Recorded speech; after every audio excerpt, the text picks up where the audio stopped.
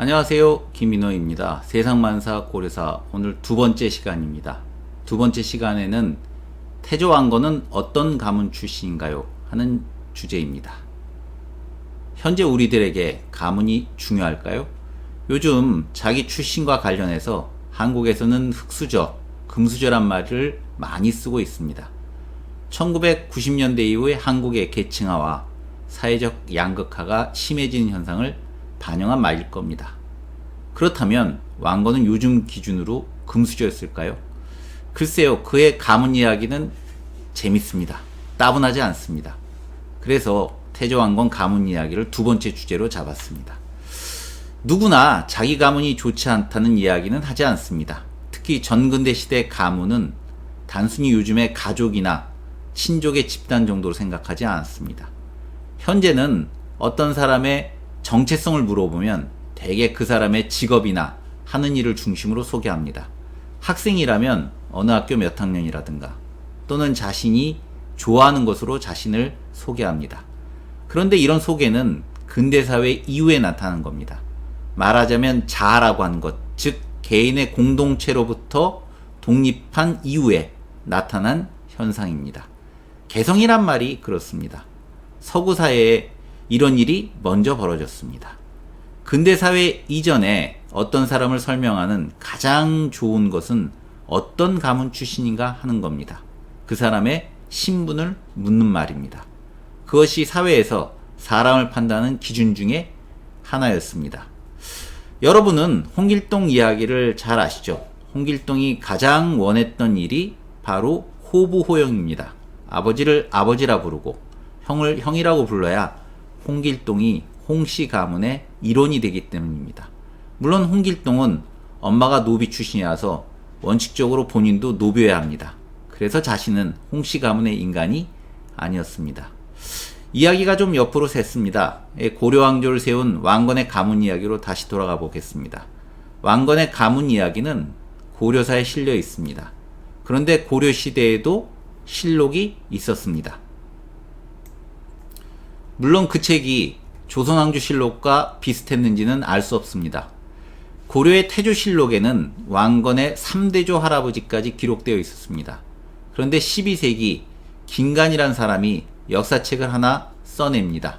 책 이름이 편년통록입니다. 이 책에는 왕건의 6대조 할아버지까지 기록을 썼습니다.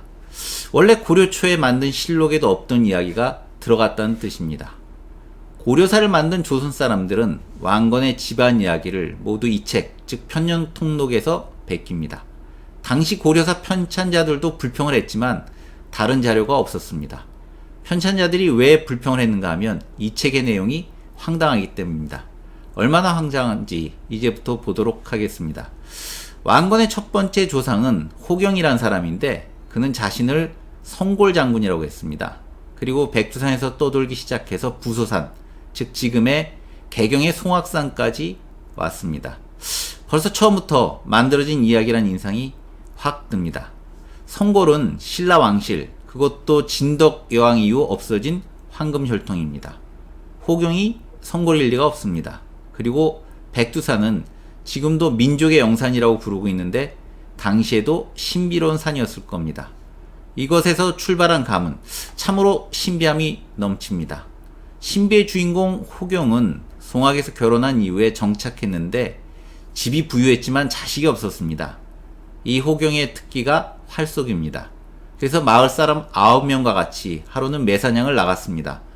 마침 날이 저물어 바위굴 사이에 밤을 새우려 하는데 그 앞에 호랑이가 입구에 나타나 크게 울부짖습니다.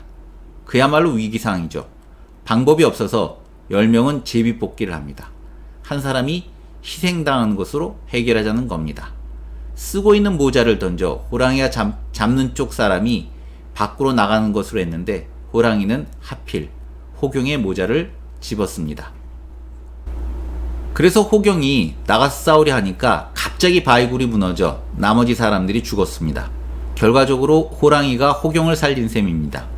호경이 마을에 돌아와 이 일을 알리고 나머지 9명의 장례를 치를 때 먼저 산신에게 제사를 지냅니다. 그러자 산신이 나타나서 자신이 과업을 하면서 부가 되어달라고 하네요. 호경은 유부남이지만 얼른 결혼했습니다. 그렇지만 옛 아내를 못 잊고 꿈에 나타나 아들을 낳게 합니다. 진작에 눈치채셨겠지만 이 이야기는 현실에서 불가능합니다. 고려사를 편찬한 사람들이 왜 비판적이었는지 이해가 갑니다. 그래도 무언가는 역사적 진실을 담고 있습니다. 호경의 출신이 금수저가 아니라는 점입니다. 사냥꾼 출신이죠. 그리고 호랑이가 그의 이름에 반영되어 있고 그 호랑이가 산신으로 표현된 지역의 유력자 집안이라는 겁니다.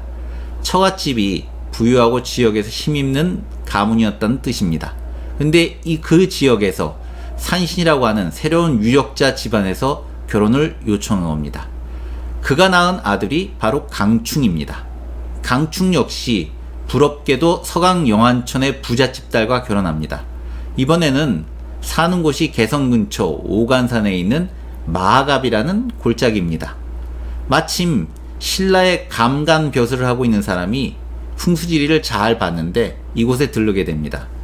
그는 강충에게 부소산 남쪽으로 집을 옮기도록 하고 그곳에 소나무를 심어서 바위가 드러나지 않게 하면 사만을 통일할 사람을 낳을 것이라고 예언합니다. 여러분들이 잘 알고 계신 송악이란 말이 그래서 나왔습니다.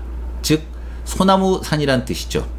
이 이야기는 왕건 집안이 송악에 자리 잡은 배경을 풍수지리의 권위를 빌어서 하는 이야기입니다. 아무튼 고려 왕실이 송악에서 소나무를 신성하게 여겨서 이후로도 베지 못하게 한 일이 이와 관련이 됩니다. 강충은 벼슬을 하게 되는데 지역의 확실한 유력자가 되었습니다. 그리고 그의 막내 아들이 등장합니다. 왕건의 4대조인 고조가 되겠죠. 그의 이름이 바로 보육입니다. 잘 보시면 아직까지 조상 중에 성씨를 가진 사람이 없습니다. 이 보육은 승려가 되려고 지리산에 들어갔습니다. 그런데 꿈을 꾸게 되죠. 꿈에서 개경 근처 공령이란 고개에서 남쪽으로 소변을 보았습니다. 보육이 아마 어렸다면 잠자리가 실제로는 오줌에 젖어 있을 겁니다. 그런데 다음날 형에게 꿈 이야기를 합니다. 형은 이 꿈이 큰 이물을 낳을 예언이라면서 자신의 딸을 아내로 줍니다. 이 말대로라면 강충은 족과 결혼한 셈입니다. 그런데 신라의 점쟁이가 또 와서 말합니다. 마하갑에서 살면 당나라 천자가 사해가 될 거라고요. 이제 보육대에 오면 그 지역의 유력자에서 운둔한 사람으로 바뀌었습니다. 승려이기 때문이죠. 그래도 대망의 꿈을 안게 됩니다. 당천자가 사해가 될 거라는 꿈 때문입니다. 자, 이 보육에게는 딸 둘이 생깁니다. 15살이던 동생 진이는 언니가 자기 아버지와 비슷한 꿈을 꾸었다는 말을 듣습니다. 언니가 오간산 꼭대기에 소변을 보았고 이 소변이 흘러서 천하에 넘치는 꿈입니다. 근데 이야기를 들은 진이는 비단 추마를 주고 이 꿈을 얼른 삽니다. 그리고 당숙종이 황제가 되기 전에 이곳 송악에 와서 보육의 집에 기숙합니다. 그는 두 딸을 보고 자기 옷을 꿰매달라고 청하는데 이 청에 응한 것이 바로 동생 진이입니다. 임신한 진이를 두고 숙종은 만약 아들을 낳으면 활과 화살을 주라고 합니다. 지금 이 이야기 굉장히 많이 들어본 내용입니다. 삼국사기와 삼국유사에도 비슷한 이야기가 나옵니다. 김유신의 누이 동생과 김춘추와의 결혼 이야기가 그겁니다. 처음 경주 남산에서 오줌 누는 꿈을 꾼 사람은 문희의 언니 보유였습니다. 근데 문희가 비단 치마를 주고 이 꿈을 삽니다. 그리고 얼마 있다가 김유신은 김춘추와 같이 축구 비슷한 공차기를 하다가 김춘추의 옷고름을 일부러 밟아서 끊어지게 만들죠. 자기 집에서 이를 꿰매자고 한 김유신은 처음에 보이에게 부탁하지만 결국 동생인 문희가 맞습니다. 이후 문희가 임신을 하게 되고 결국 왕비가 됩니다. 진희의 꿈 이야기는 당연히 김유신의 누이 동생과 같은 포맷을 갖고 있습니다. 이야기를 빌려왔다는 뜻입니다. 당시 사람들이 소변을 보는 꿈을 굉장히 좋은 징조라고 생각했습니다. 자기 몸에서 나온 가장 하찮은 것이 세상을 뒤엎는 것을 좋게 본 겁니다. 즉 자신의 덕이 그 퍼져나가는 상징을 소변 보는 꿈으로 이렇게 이야기를 꾸몄습니다. 이래서 진이가 낳은 아들은 당 황제의 자손이 됩니다. 당이 거짓말입니다. 이 때문에 고려 후기 지식인이었던 이재현도 이런 일이 있을 수 없다면서 조목조목 비판을 가합니다. 이제 왕건과 매우 가까운 조상, 즉 왕건의 할아버지 이야기입니다. 그의 이름이 매우 독특합니다. 작제건, 곧 황제를 만들어 세운다 라고 하는 뜻입니다. 너무 부자연스럽죠. 그럼 성씨는 무엇일까요? 성씨를 같이 쓰면 왕작제건이 되고 진짜 어색합니다.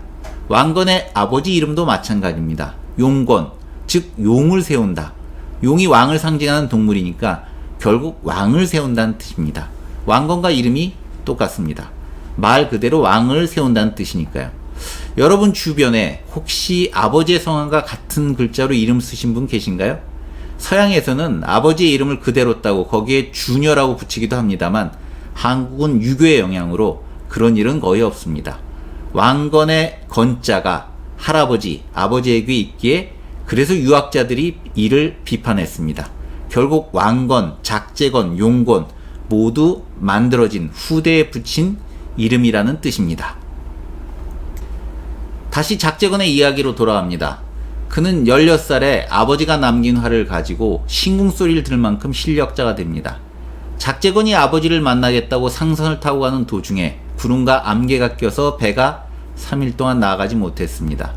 배 안에 사람들이 점을 쳐보니 고려 사람을 없애야 된다고 해서 작제건이 스스로 바다에 몸을 던집니다.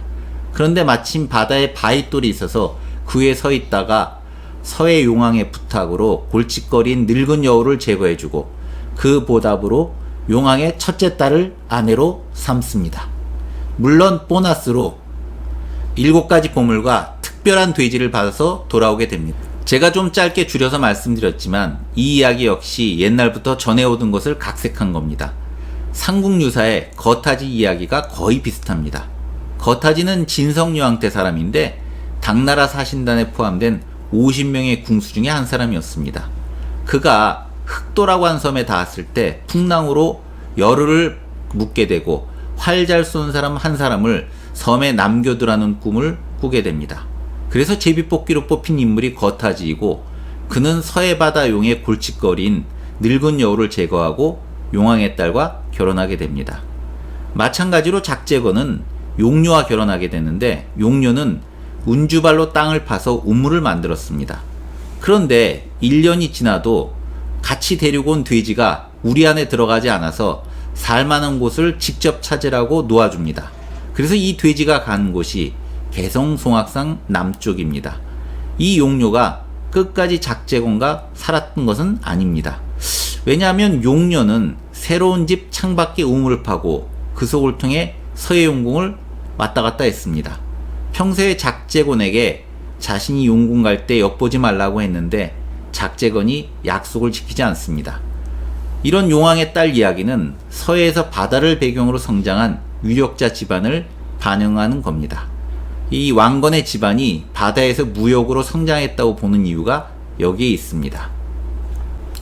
결국 작제건은 만년에 지리산에 있는 장갑사는 절에서 불교 경전을 보다가 죽습니다. 이제 마지막 왕건의 아버지인 용건의 이야기입니다. 용건은 꿈에서 한 미인을 보고 결혼하자고 약속합니다. 그런데 뒤에 송악에서 자기 근거지인 영안성으로 가다가 길에서 한 여인을 만나게 됩니다. 꿈속에 보았던 바로 그 여인이었고 그래서 결혼합니다. 이 여성의 출신이 어딘지 몰랐기 때문에 당시 사람들은 몽부인, 즉 꿈속의 부인이라고 불렀습니다. 이 용건이 사는 집에 등장한 인물이 유명한 풍수가였던 도선입니다. 도선은 새로 남쪽에 집을 지으려는 용건에게 한 수 가르쳐줍니다. 풍수에 따라 지으면 사만을 통일한 아들을 낳을 것이라는 예언과 함께 말이죠. 그래서 태어난 인물이 왕건입니다. 이렇게 왕건의 집안 이야기는 그야말로 설화적이고 허구적인 내용으로 가득 차 있습니다. 고려 후기 유학자가 비판할 정도입니다. 물론 그 속에는 역사적 진실을 반영하기도 합니다. 근데 오늘은 그 진실 찾기 게임이 아닙니다. 중요한 것은 왜 이런 왕건 집안 이야기가 나와야 하고 이 이야기를 통해 왕실은 어떤 정치적 효과를 얻는가 하는 겁니다. 뻔한 이야기 같습니다만 왕건의 가문은 통일신라말 이후 성장한 신흥 집안이고 지역 세력가입니다. 왕건 개인의 능력만으로 왕조를 만들었다. 이건 고대나 중세시대 중요하지만 정적 핵심 포인트가 아닙니다. 그보다 더 중요한 가문이 있어야 되니까요. 더 중요한 것은 하늘이 운명적으로 왕건을 고려왕조를 만들도록 해주었다는 것, 그것도 가문의 힘이 작용했다는 것을 말해줘야 하기 때문에 이런 이야기가 필요하다는 얘기입니다. 유교경전 주역에 보면 적선지간은 필류여경이란 말이 나옵니다. 이 말은 오랫동안 좋은 일을 해온 집안은 반드시 그 이상의 경사가 생긴다는 뜻입니다. 이것이 바로 한 영웅이 태어나는 조건으로 집안 내력을 합리하는 말입니다. 이 조건에 왕건 집안이 들어가야 됩니다. 그래서 길고도 긴 가문 이야기가 살을 덧붙이면서 만들어졌던 겁니다. 왜 이런 이야기가 필요하냐고요? 신화나 설화는 재미로 인해서 사람들의 상상력을 사로잡는 선전물이 됩니다. 오늘날 현대는 이런 신화가 없다고 생각하십니까? 저런 정도는 아니지만 위인의 성공담은 신화처럼 보이지 않습니까? 그렇게 극적인 이야기가 돼야 사람들이 주인공을 더 우러러봅니다. 그래서 신화와 팩트의 차이를 알아내는 것도 필요합니다. 역사학은 이를 가려주는 공부 중에 하나입니다. 설화와 팩트 사이의 간격은 그리 멀지 않습니다. 현재에도 끊임없이 신화가 만들어지고 있다는 것을 잊지 말아야 됩니다. 신화는 영원히 계속해서 재생됩니다. 그럼 다음 시간에 뵙도록 하겠습니다. 감사합니다.